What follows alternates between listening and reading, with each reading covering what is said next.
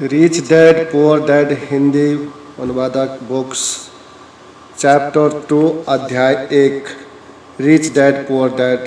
Robert Kiyosaki के अनुसार मेरे दो डैडी थे, एक अमीर और दूसरे गरीब। एक बहुत पढ़े लिखे थे और समझदार थे। वे पीएचडी थे और उन्होंने अपने 4 साल के अंडर ग्रेजुएट कार्य को 2 साल से भी कम समय में कर लिया था। इसके बाद वे आगे पढ़ने के लिए Stanford university, university of Chicago तथा नॉर्थ वेस्टर्न यूनिवर्सिटी गए और यह सब उन्हें पूरी तरह से स्कॉलरशिप के सहारे किया। मेरे दूसरे डैडी 8वीं से आगे नहीं पढ़े थे। दोनों ही अपने करियर में सफल थे। दोनों ने जिंदगी भर कड़ी मेहनत की थी। दोनों ने ही काफ़ी पैसा कमाया था, परंतु उनमें से एक पूरी जिंदगी पैसे के लिए परेशान होता रहा। दूसरा हवाई के सबसे अमीर व्यक्तियों में से एक बन गया। एक के मरने पर उसके परिवार, चर्च और ज़रूरतमंदों को करोड़ों डॉलर की दौलत मिली। दूसरा अपने पीछे कर्ज छोड़कर मरा। मेरे दोनों डैडी इरादे के पक्के, चमत्कारी और प्रभावशाली थे। दोनों ने मुझे सलाह दी, परंतु उनकी सलाह एक सी नहीं थी। दोनों ही शिक्षा पर बहुत जोर देते थे, परंतु उनके द्वारा सुझाए गए पढ़ाई के विषय अलग अलग थे। अगर मेरे पास केवल एक ही डैडी होते तो मैं या तो उनकी सलाह मान लेता या फिर उसे ठुकरा देता। चूंकि सलाह देने वाले दो थे, इसलिए मेरे पास 2 विरोधाभासी विचार होते थे, एक अमीर आदमी का और दूसरा गरीब आदमी का। किसी भी एक विचार को सीधे सीधे मान लेना या न मानने के बजाय मैं उनकी सलाहों पर काफ़ी सोचा करता था, उनकी तुलना करता था और फिर खुद के लिए फैसला किया करता था। समस्या यह थी कि अमीर डैडी अभी अमीर नहीं थे और गरीब डैडी अभी गरीब नहीं थे। दोनों ही अपने करियर शुरू कर रहे थे और दोनों ही दौलत तथा परिवार के लिए मेहनत कर रहे थे, परंतु पैसे के बारे में दोनों के विचार और नज़रिए एकदम अलग थे। उदाहरण के तौर पर एक डैडी कहते थे, पैसा का मोह ही सभी बुराइयों की जड़ है, जबकि दूसरे डैडी कहा करते थे, पैसे की कमी ही सभी बुराइयों की जड़ है। जब मैं छोटा था तो मुझे दोनों डैडियों के अलग अलग सलाहों से दिक्कत होती थी। एक अच्छा बच्चा होने के नाते मैं दोनों की बातें सुनना चाहता था। परेशानी यह थी कि दोनों एक सी बातें नहीं कहते थे। उनके विचारों में जमीन आसमान का फर्क था, खासकर पैसे के मामले में। मैं काफ़ी लंबे समय तक यह सोचा करता था कि उनमें से किसने क्या कहा, क्यों कहा और उसका परिणाम क्या होगा। मेरा बहुत सा समय सोच विचार में ही गुजर जाता था। मैं खुद से बार बार इस तरह के सवाल पूछा करता, उन्होंने ऐसा क्यों कहा, और फिर दूसरे डैडी की कहा हुई बातों के बारे में भी इसी तरह के सवाल पूछता। काश मैं यह बोल सकता, हाँ वे बिल्कुल सही है, मैं उनकी बातों से पूरी तरह सहमत हूँ, या यह कहकर मैं सीधे उनकी बात ठुकरा सकता। बुढ़ते को यह नहीं पता कि वह क्या कह रहा है। चूँकि दोनों ही मुझे प्यारे थे, इसलिए मुझे खुद के लिए सोचने पर मजबूर होना पड़ा। इस तरह सोचना मेरी आदत बन गई, जो आगे चलकर मेरे लिए बहुत फायदेमंद साबित हुई। अगर मैं एक तरह से ही सोच पाता तो यह मेरे लिए इतना फायदेमंद नहीं होता। धन दौलत का विषय स्कूल में नहीं बल्कि घर पर पढ़ाया जाता है। शायद इसलिए अमीर लोग और ज़्यादा अमीर होते जाते हैं, जबकि गरीब और ज़्यादा गरीब होते जाते हैं, और मध्य वर्ग कर्ज में डूबा रहता है। हम में से ज़्यादातर लोग पैसे के बारे में अपने माता पिता से सीखते हैं। कोई गरीब पिता अपने बच्चे को पैसे के बारे में क्या सिखा सकता है? वह सिर्फ इतना ही कह सकता है, स्कूल जाओ और मेहनत से पढ़ो, हो सकता है वह बच्चा अच्छे नंबर से कॉलेज की पढ़ाई पूरी कर ले। फिर भी पैसे के मामले में उसकी मानसिकता और उसका सोचने का ढंग एक गरीब आदमी जैसा ही बना रहेगा। यह सब उसने तब सीखा था जब वह छोटा बच्चा था। धन का विषय स्कूलों में नहीं पढ़ाया जाता। स्कूल में शैक्षणिक और व्यावसायिक निपुणताओं पर जोर दिया जाता है, न कि धन संबंधी निपुणता पर।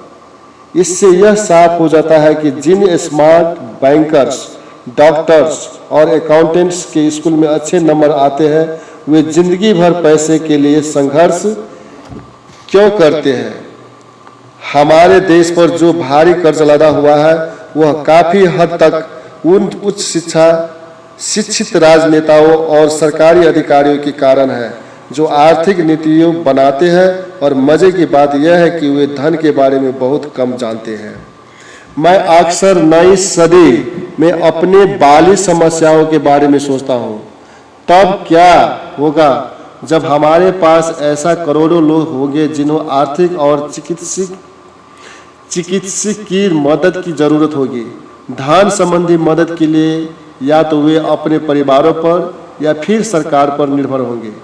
क्या होगा जब मेडिकेयर और सोशल सिक्योरिटी के पास का पैसा खत्म हो जाएगा? किस तरह कोई देश तरक्की कर पाएगा, और कैसे अगर पैसे के बारे में पढ़ाई की जिम्मेदारी माता पिता के ऊपर छोड़ दी जाएगी, जिनमें से ज़्यादातर गरीब है या गरीब होंगे? चूँकि मेरे पास 2 प्रभावशाली डैडी थे, इसलिए मैंने दोनों से ही सीखा। मुझे दोनों की सलाह पर सोचना पड़ता था। इस तरह से सोचते सोचते मैंने यह भी जान लिया कि किसी व्यक्ति के विचार उसकी ज़िंदगी पर कितना ज़बरदस्त प्रभाव डाल सकते हैं। उदाहरण के तौर पर एक डैडी को यह कहने की आदत थी, मैं इसे नहीं खरीद सकता। दूसरे डैडी इन शब्दों के इस्तेमाल से चिढ़ते थे। वे जोर देकर कहा करते थे कि मुझे इसके बजाय यह कहना चाहिए, मैं इसे कैसे खरीद सकता हूँ। पहला वाक्य नकारात्मक है और दूसरा प्रश्नवाचक।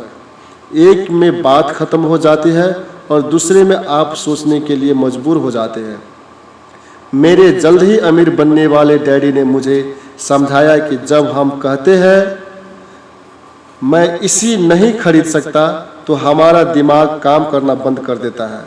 इसके बजाय जब हम यह सवाल पूछते हैं मैं इसे खरीद सकता हूँ, तो हमारा दिमाग काम करने लगता है।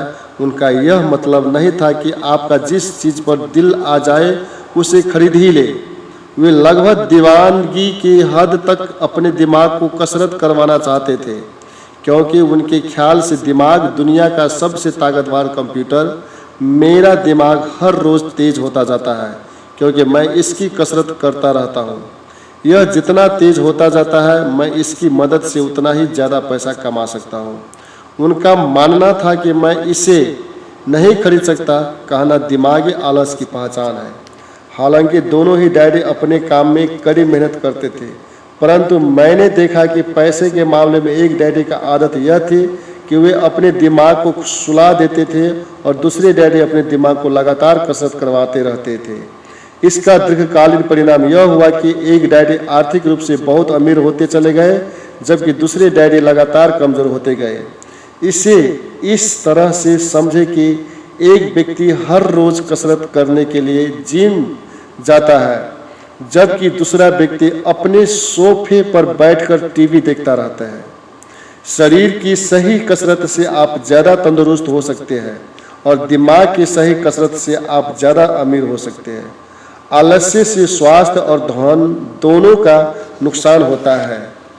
मेरे दोनों डैडियों की विचारधारा में जमीन आसमान का अंतर था। एक डैडी की सोच थी कि अमीर को ज़्यादा टैक्स देना चाहिए ताकि बेचारे गरीब को ज़्यादा फायदा मिल सके, जबकि दूसरे डैडी कहते थे टैक्स उन लोगों को सजा देता है जो उत्पादन करते हैं और उन लोगों को इनाम देता है जो उत्पादन नहीं करते। एक डैडी सिखाते थे मेहनत से पढ़ो ताकि तुम्हें किसी अच्छी कंपनी में नौकरी मिल जाए, जबकि दूसरे डैडी की सीख यह थी मेहनत से पढ़ो ताकि तुम्हें किसी अच्छी कंपनी को खरीदने का मौका मिल जाए। एक डैडी कहते थे मैं इसलिए अमीर नहीं हूँ क्योंकि मुझे बाल बच्चों को पालन पड़ता है। दूसरे डैडी कहते थे मुझे इसलिए अमीर बनना है क्योंकि मुझे बाल बच्चों को पालना है। एक डैडी डिनर के टेबल पर पैसे और बिजनेस के बारे में बात करने के लिए हमेशा प्रोत्साहित करते थे। दूसरे डैडी भोजन करते समय पैसे की बातें करने के लिए मना करते थे। एक का कहना था जहां पैसा का सवाल हो सुरक्षित कदम उठाओ, खतरा मत उठाओ। दूसरे का कहना था खतरा को सामना करना सीखो। एक का मानना था हमारा घर ही हमारा सबसे बड़ा निवेश और हमारी सबसे बड़ी संपत्ति है। दूसरे का मानना था मेरा घर मेरा दायित्व है और अगर आपका घर आपकी नज़र में आपका सबसे बड़ा निवेश है तो आप गलत है। दोनों ही डैडी अपने बिल समय पर चुकाते थे, परंतु उनमें से एक सबसे पहले अपने बिल चुकाता था जबकि दूसरा सबसे आखिर में। एक डैडी का यह मानना था कि कंपनी या सरकार को आपको ध्यान रखना चाहिए और आपकी ज़रूरतों को पूरा करना चाहिए। वे हमेशा तनख्वाह में बढ़ोतरी, रिटायरमेंट योजनाओं, मेडिकल लाभ, बीमारी की छुट्टी, छुट्टियां के दिन और बाकी सुविधाओं के बारे में चिंतित रहते थे। वे अपने 2 चाचाओं से बहुत प्रभावित थे जो सेना में चले गए थे और 20 साल के सक्रिय जीवन के बाद उन्होंने अपने रिटायरमेंट और जीवन भर के आराम का इंतजाम कर लिया था। वे मेडिकल लाभ के विचार को पसंद करते थे और सेना द्वारा अपने रिटायर कर्मचारियों रिटायरमेंट कर्मचारियों को दी जा रही सुविधाओं की भी तारीफ करते थे। उन्हें विश्वविद्यालय का टेन्योर सिस्टम भी काफ़ी पसंद था। कई बार नौकरी से आजीवन मिल रही सुरक्षा और नौकरी के लाभ नौकरी से ज़्यादा महत्वपूर्ण हो जाते हैं। वे अक्सर यह कहते थे, मैंने सरकार के लिए बहुत मेहनत से काम किया है और इसलिए बदले में मुझे ये लाभ मिलना चाहिए। दूसरे डैडी पूरी तरह से आर्थिक स्वावलंबन में विश्वास करते थे। वे सुविधा भोगी मानसिकता के विरोधी थे। वे यह मानते थे कि इस तरह की मानसिकता लोगों को कमज़ोर और आर्थिक रूप से ज़रूरतमंद बनाती है। उनका दृढ़ विश्वास था कि आदमी को आर्थिक रूप से सक्षम होना चाहिए। एक डैडी कुछ डॉलर बचाने के लिए परेशान रहे, दूसरे डैडी एक के बाद एक निवेश करने रहे। एक डैडी ने मुझे बताया कि अच्छी नौकरी तलाशने के लिए अच्छा सा बायोडाटा कैसे लिखा जाए। दूसरे ने मुझे यह सिखाया कि कैसे मजबूत व्यवसाय और वित्तीय योजनाएं लिखी जाए जिसमें नौकरियां दे सकूं। 2 प्रभावशाली डैडियों के साथ रहने के कारण मुझे यह विश्लेषण करने का मौका मिला कि उनके विचारों का उनके जीवन पर कितना प्रभाव हो रहा है। मैंने पाया कि दरअसल लोग अपने विचारों से ही अपने जीवन को दिशा देते हैं। उदाहरण के तौर पर मेरे गरीब डैडी हमेशा कहा करते थे, मैं कभी अमीर नहीं बन पाऊंगा, और उनकी यह भविष्यवाणी सही साबित हुई। दूसरी तरफ मेरे अमीर डैडी हमेशा खुद को अमीर समझते थे। वे इस तरह की बातें करते थे, मैं अमीर हूँ और अमीर लोग से नहीं करते। एक बड़े आर्थिक झटके के बाद जब वे दिवालियेपन की कगार पर थे तब भी वे खुद को अमीर आदमी ही कहते रहे।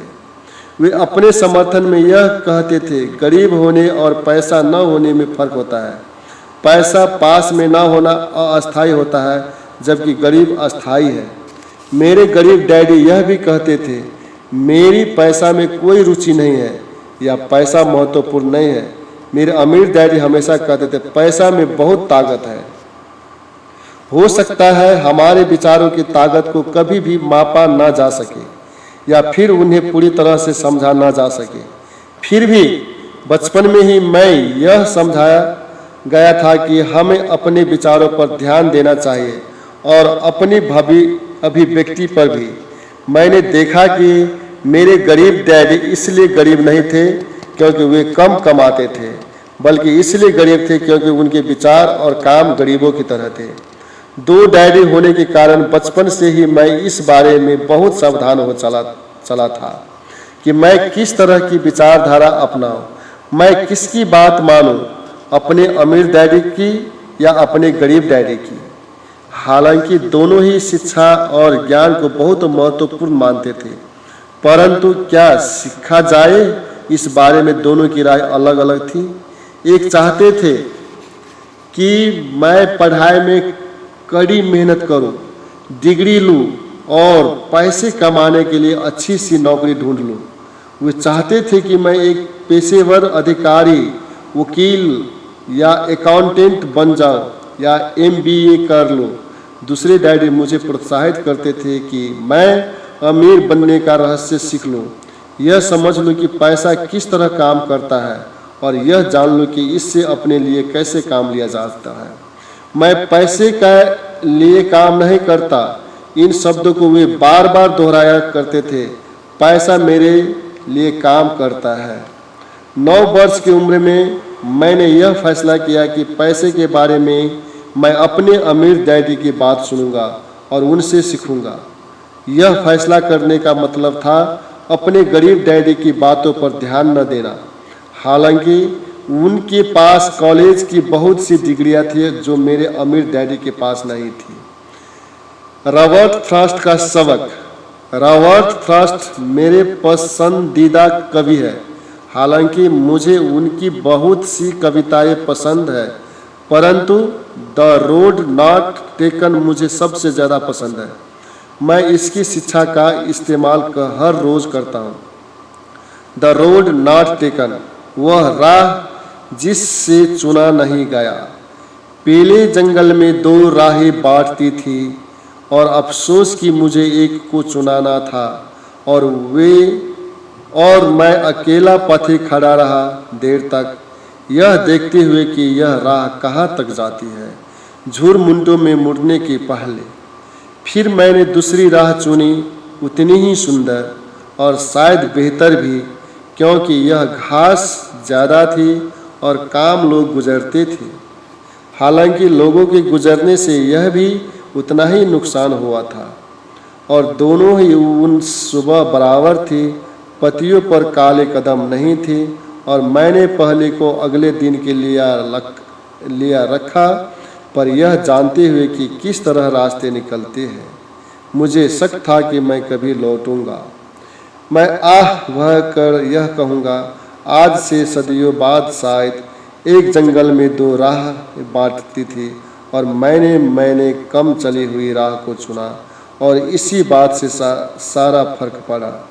Robert Frost 1916। और इसी बात से सारा फर्क पड़ा। बहुत समय गुजर चुका है, पर मैं अब भी अक्सर रॉबर्ट फ्रॉस्ट की कविता पर चिंतन करता रहता हूँ। पैसे के बारे में अपने पढ़े लिखे डैडी की सलाह और नज़रिए को न सुनने का मेरा फैसला दुखद था, परंतु यह एक ऐसा फैसला था जिसने मेरा जिंदगी की दिशा तय कर दी। एक बार मैंने यह फैसला कर लिया कि मुझे किसी की बात सुननी है, तो उसके बाद मेरी धन संबंधी शिक्षा शुरू हो गई। मेरे अमीर डैडी ने मुझे 30 साल से भी ज़्यादा समय तक सिखाया, तब तक जब तक कि मेरे उम्र 39 साल नहीं हो गए, और इसके बाद उन्होंने सिखाना बंद कर दिया। उन्होंने यह दिख लाया था कि मैं वह सब समझ चुका हूँ जो वे मेरी मोटी बुद्धि में भरने की कोशिश कर रहे थे। पैसा एक तरह की ताकत है, परंतु इससे भी बड़ी ताकत है वित्तीय शिक्षा। पैसा तो आता और जाता रहता है, परंतु अगर आप यह जानते हैं कि पैसा किस तरह से काम करता है, तो आप ज़्यादा ताकतवर हो जाते हैं और आप दौलत कमाना शुरू कर सकते हैं। केवल सकारात्मक चिंतन से ही समस्या हल नहीं हो सकती, क्योंकि ज़्यादातर लोग स्कूल में पढ़ते हैं और वहाँ वे कभी यह नहीं सीख पाते कि पैसा किस तरह से काम करता है। इसलिए वे पैसे के लिए काम करने में अपनी सारी जिंदगी बर्बाद कर देते हैं। मेरी शिक्षा जब शुरू हुई थी तब मैं केवल 9 साल का था, और इसी कारण मेरे अमीर डैडी ने मुझे जो पाठ पढ़ाए थे वे बहुत आसान थे, और सारी बातों का छोड़कर विचार किया जाए तो उन्होंने मुझे 30 सालों तक कुल 6 महत्वपूर्ण पाठ पढ़ाए। यह पुस्तक उन्हीं 6 पाठों के बारे में है और इससे भी उतना ही आसान बनाने की कोशिश की गई है जितना कि मेरे अमीर डैडी ने इन्हें मेरे लिए आसान बनाया था। यह पाठ आपके लिए जवाब की तरह नहीं लिखे गए हैं, बल्कि मार्गदर्शक की तरह लिखे गए हैं। ऐसे मार्गदर्शक जो ज़्यादा अमीर बनने में आपकी और आपके बच्चों की मदद करेंगे, चाहे बदलती हुई इस अनिश्चित दुनिया में कुछ भी होता रहे। सबक 1, अमीर लोग पैसे के लिए काम नहीं करते। सबक 2, पैसे की समझ क्यों सिखाई जानी चाहिए। सबक 3, अपने काम से काम रखो। सबक 4, टैक्स का इतिहास और कॉरपोरेशंस की ताकत। सबक 5, अमीर लोग पैसे का आविष्कार करते हैं। सबक छे, सीखने के लिए काम करें, पैसे के लिए काम ना करें।